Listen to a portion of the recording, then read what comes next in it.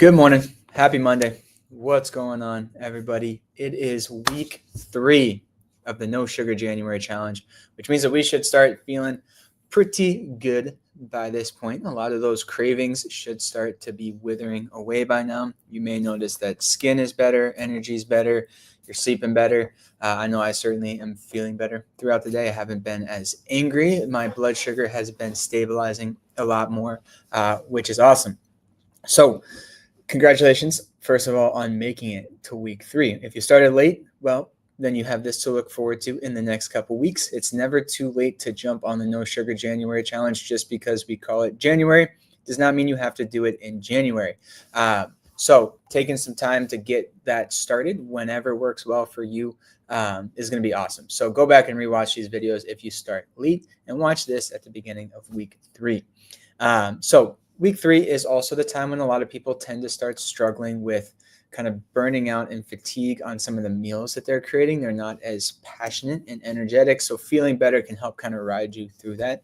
But I do want to just let everybody know we do have a talk in the office this Tuesday at 6 o'clock. So tomorrow, if you're watching this on the day that I'm filming it, tomorrow at 6 o'clock in the office, it's not going to be as much of a talk as it is going to be more of a roundtable. So it's a Q&A. I really want to just sit down. We're going to set the chairs up a little bit differently so we can all just have a conversation. I'm limiting the number of people that can come to that so it can be a little bit more intimate. But I want to just hang out, chat with you guys, hear from you what your experiences have been, but also where you're struggling, and we can work as a group to kind of find solutions for that. So I'll help give people ideas for things, but I also want to hear everybody else's feedback and input because who knows, maybe Auntie Sue down the road has an idea or something she's been doing that could really help you out. So coming to an open forum like that might be very helpful for you. And that's tomorrow, Tuesday, the 14th at 6 o'clock right here in the office. So I'll drop the link to that in the comments below so you guys can all get signed up for that. Again, I'm going to limit the number of people that can come to that. We've already got some people signed up, so there's not that many spots left. So go ahead and get signed up for that. It's on our Eventbrite page if you want to do that. Second thing, just want to talk about some satiety here a little bit, give you guys a little bit more information, because I know this is one thing that I've struggled with a little bit is feeling full and feeling like I'm constantly hungry all the time. So there's a couple different ways that our brain and our body trigger satiety. Part of it is going to be wanting a dopamine or a serotonin response from the food that we're eating. So the brain activating those reward centers. That's going to be a little bit different than the hormonal feelings of satiety that are coming directly from the gut. So there's a couple different hormones that regulate all of that. So we've got our ghrelin and our leptin levels. Those two hormones are kind of like a seesaw that balance the feelings of hunger versus the feelings of fullness. So as ghrelin starts to increase, I always think of that as our stomach is a ghrelin or growling in our stomach because ghrelin makes us feel hungry, whereas leptin is going to make us feel a little bit more full. A lot of people struggle with leptin resistance. So it actually takes that seesaw has to tilt a lot more in the leptin direction to actually feel full. But one thing that we can do to help modulate those ghrelin levels naturally is actually eat meals that are high in protein.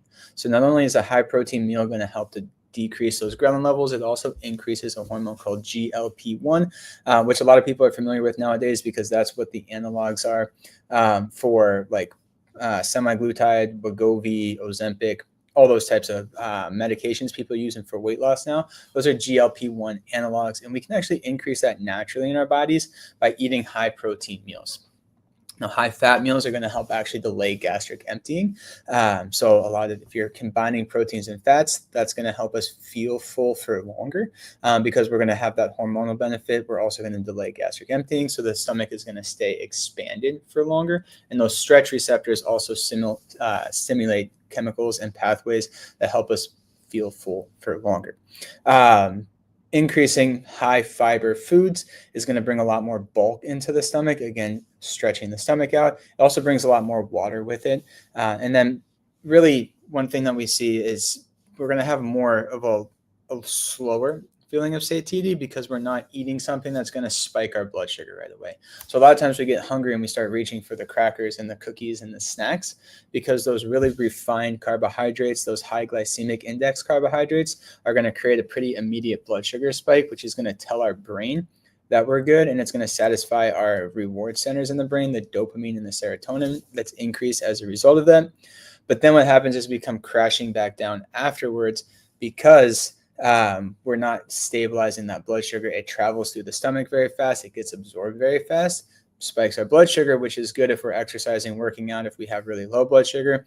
But it's not good in the long run because we're not creating that nice stable blood sugar level. So you may have noticed that, if you're the type of person who used to eat a meal at 2 o'clock or eat a meal at lunch and by 2 o'clock you're done. It's because we created that blood sugar spike. It got you a little bit of energy to get you through, and then you came crashing back down afterwards. So that's one thing that we'll talk about in the talk on the 28th is how we can eat in a way that's going to manage our energy levels throughout the day, how we can go from the No Sugar January challenge back into normal society, into a normal eating pattern, because it's not realistic to avoid all carbohydrates forever.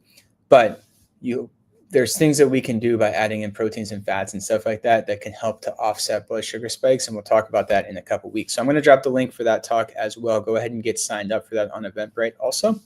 If you guys have other questions, feel free to drop them in the comments. We can jump on later and answer those questions. If you have stuff that you really want to ask in person, again, come to the talk in the office. It's going to be a little bit more difficult to live stream that event just because it's going to be kind of a round table.